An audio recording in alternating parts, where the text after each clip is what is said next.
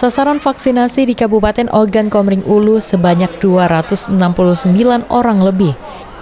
Sampai penghujung Desember 2021, capaian sudah vaksinasi tahap 1 di angka 72% lebih. Dan untuk tahap 2 di angka 46% lebih. Sedangkan tahap 3 khusus nakes pencapaian vaksinasi 75% lebih. Tingginya capaian tersebut bukan berarti dapat mengatakan OKU bisa melaksanakan vaksinasi untuk anak usia 6-12 tahun. Karena target 60% vaksinasi untuk lansia belum tercapai.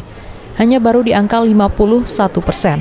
Kapolres OKU AKBP Danu Agus Purnomo mengatakan masih kurang 9% atau setara 2.500 lansia lagi yang harus dilakukan vaksin. Dan vaksinasi untuk anak bisa dilakukan di Kabupaten Oku.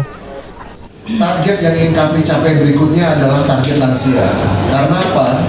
Lansia ini kita memiliki persyaratan mencapai 60% sebelum kita bisa melaksanakan vaksinasi bagi anak-anak usia 6 sampai dengan 11 tahun.